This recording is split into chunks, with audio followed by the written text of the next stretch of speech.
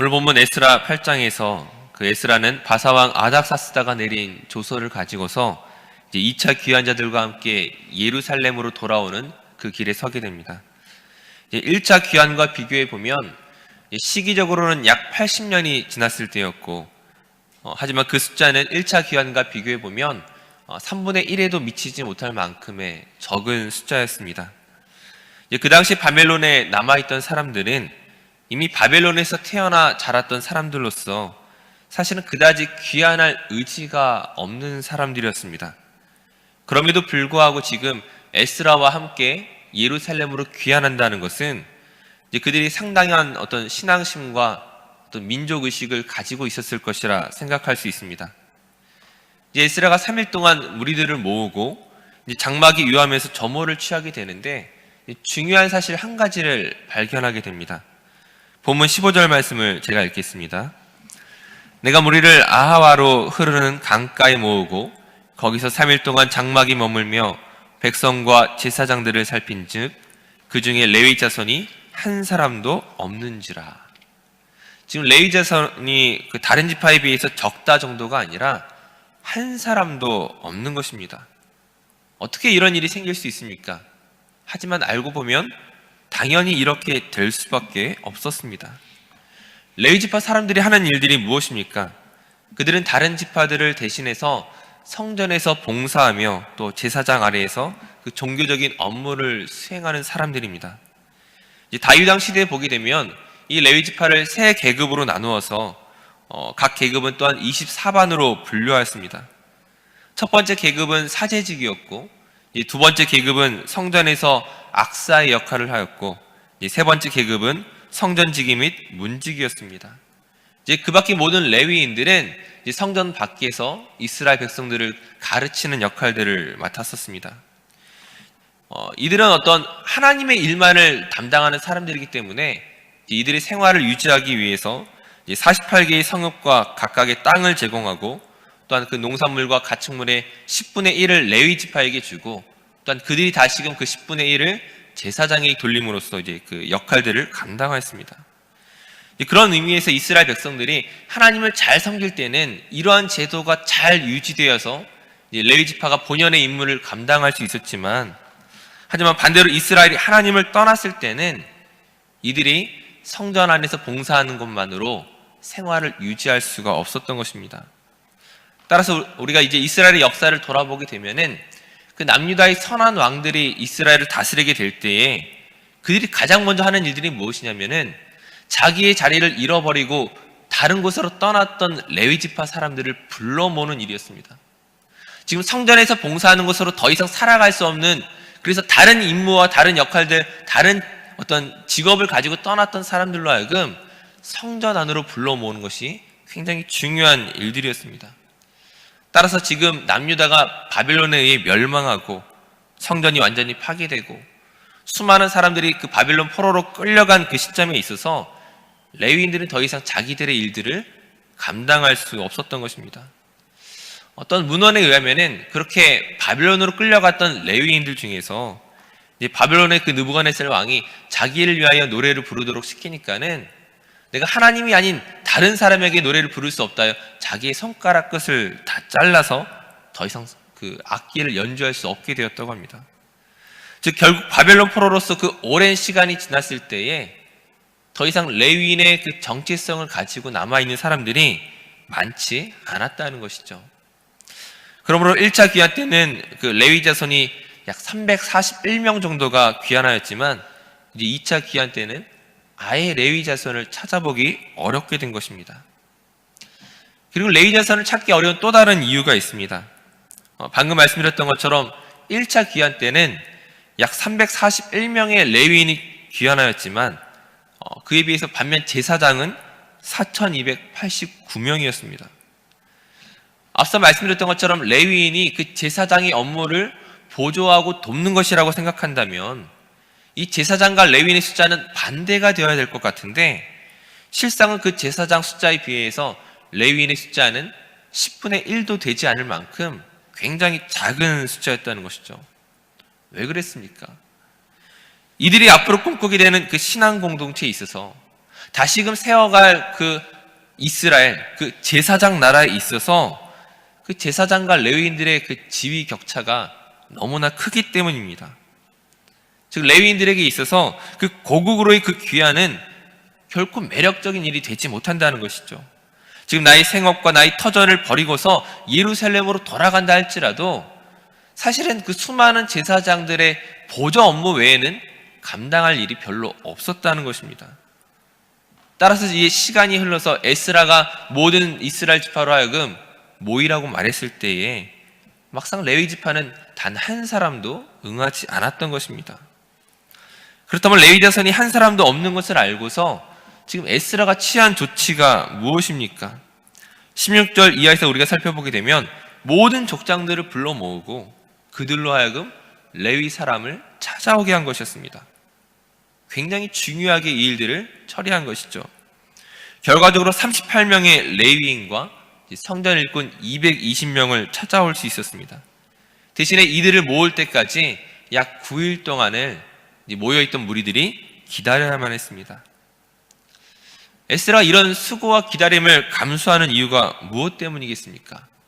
그냥 없는 사람 치고 그냥 떠날 수 있는데 어떻게 보면 그 220명과 38명의 그 사람들을 찾을 때까지 기다리고 찾는 이유가 무엇 때문이냐는 것이죠. 첫 번째로 우리가 알 수 있는 것은 앞서 에스라 7장의 그 아닥사스다 왕이 내린 조서를 살펴보게 되면 13절에 이렇게 이야기하고 있습니다. 에스라 7장 13절 말씀에 이스라엘 백성과 그들 제사장들과 레위 사람들 중에 예루살렘으로 올라갈 뜻이 있는 자는 누구든지 너와 함께 갈지어다 라고 언급하고 있습니다. 즉 만약 레위인이 한 명도 없다면 그 조서의 내용과 비추어 볼 때 이미 불완전하게 시작할 수밖에 없는 것이죠. 단지 이것은 그 왕의 조서에 비추어서만 불완전한 것이 아니라 근본적으로 에스라가 이루고자 하는 그 성전 회복, 하나님 나라를 이룸에 있어서 그 출발이 불완전하다면 그 마지막 결과까지도 결국 완전할 수 없다는 것들을 그가 생각했다는 것입니다. 두 번째 이유로는 그 2차 귀환자들의 중요한 업무 중에 하나가 그 성전에서 사용하는 은그릇과 금그릇의 운반이었습니다. 즉 1차 그 예루살렘 성전이 파괴되었을 때 그 빼앗겼던 그 모든 금그릇과 은그릇들을 이제 페르시아 왕이 돌려주기로 했는데 이제 이것을 가지고 예루살렘 성전으로 가져가야 하는데 바로 이 일을 위해서는 레위인들이 필요했던 것입니다. 그 귀한 자들 가운데 아무나 이 일들을 감당할 수 있는 것이 아니라 이것은 하나님께서 모세를 통하여 레위 지파에게만 허락하신 특별한 일들이었습니다. 성전 기구들을 움직이는 것은 아무나 할 수 있는 것이 아니라 하나님이 세우신 사람들로 하여금 이 일들을 맡기셨다는 것이죠. 즉 에스라와 모여있던 무리들이 하루빨리 예루살렘 성전에 돌아가는 것보다 하나님이 세우신 그 절차와 법을 지켜서 이 일들을 감당하는 것이 훨씬 더 중요했던 것입니다. 즉 에스라는 이 일의 심각성을 알고 있었고 그러므로 모든 족장들을 불러 모아서 이 일을 해결하는 데 있어서 최우선 과제로 삼았던 것입니다. 하지만 에스라와 모든 족장들, 모였던 무리들이 이 모든 열심을 가지고 있을지라도 이 일의 해결의 그 근원은 어디에 있습니까? 오늘 18절 말씀에 보게 되면 분명하게 이 일들을 말씀하고 있습니다. 본문 18절 말씀에 우리 하나님의 선한 손에 도우심을 입고라고 밝히고 있습니다. 즉 하나님이 도우심을 입었다는 것은 하나님께서 이를 원하신다는 것이고 동시에 사람의 생각과 계산을 뛰어넘어서 하나님께서 이 일을 간섭하셨다는 것입니다. 그리고 하나님의 간섭과 도움이 아니고서는 사실은 이렇게 레위 지파 사람들을 불러 모을 수 없는 일이기도 했습니다. 우리가 지금까지 살펴봤던 것처럼 레위인들에게 있어서 그 예루살렘 귀환은 결코 매력적인 선택이 아니었습니다. 레위인이 그 하는 일들이 제사장 업무와 나누어져 있는데 그 제사장이 하는 일에 비해서 주목받기 어려운 일들이었고 인정받기 어려운 일들이었습니다. 지금 수십 년이 지나서 예루살렘 귀환에 레위 사람들이 단 한 사람도 응하지 않는 것은 이상한 일이 아니라 당연한 일이었다는 것이죠. 에스라와 족장들이 이들을 불러서 설득한다고 되겠습니까? 그렇다고 이들에게 너희들도 제사장 업무를 감당할 수 있다라고 타협할 수 있겠습니까? 결코 그런 일들이 아니란 것이죠. 인간적으로 보면 비교될 수 없는 일들, 인정받을 수 없는 일들, 어떻게 보면 그 보잘것 없어 보이는 그런 일들을 위해서 내가 태어나고 자란 곳을 떠나서 4개월에 걸쳐서 약 1500km의 그 긴 여정을 감당하고 그곳에서 새롭게 맡게 된 그 모든 일들이 사실은 인정받기 어려운 일들이라고 할 때 과연 누가 쉽게 동의할 수 있겠습니까? 즉 38명의 레위 사람들과 220명의 섬기는 사람들이 모인 것은 무엇으로 가능한 것입니까? 족장들의 설득이 아니라, 에스라의 설득이 아니라 하나님께서 그들의 마음을 움직이신 결과라는 것이죠. 자기의 모든 것들을 내려놓고 하나님을 섬기는 일에 동조하고 동의하고 헌신할 수 있도록 그들의 마음을 인도하신 것이었습니다. 그 예루살렘 성전의 회복을 위하여, 그 예루살렘의 회복을 위하여 자신을 희생하는 마음으로 하나님께서 그들을 바꾸시지 않았다면 그들이 그곳에 모일 이유가 없는 것이죠.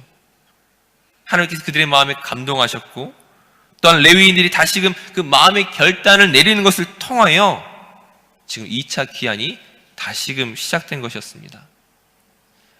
오늘 말씀 속에서 우리는 무엇을 돌아봐야겠습니까? 하나님의 일에는 결코 높고 낮음이 없는 것입니다. 중요하고 또는 중요하지 않은 일이 없는 것입니다.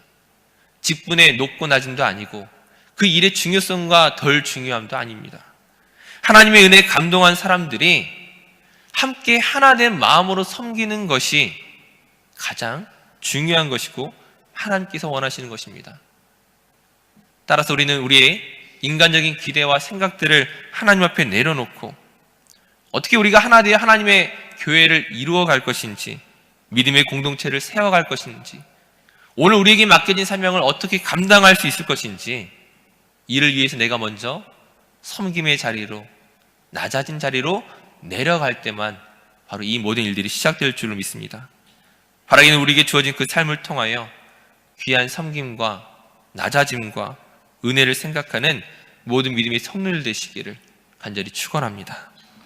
기도하겠습니다. 사랑이 많으신 하나님 감사합니다. 예수님께서 하나님과 동등하신 분이시지만 우리와 같이 되시고 십자가에 죽기까지 우리를 사랑하신 그 은혜와 섬김을 생각할 때에 오늘 우리의 섬김이 얼마나 부족하고 부끄러운지 인간적인지를 돌아보게 됩니다. 섬기는 자가 되지 않고 높아지려고 했던 우리의 모습을 회개합니다. 은혜에 부끄럽지 않은 믿음의 삶을 살아갈 수 있도록 우리를 인도하여 주시옵소서.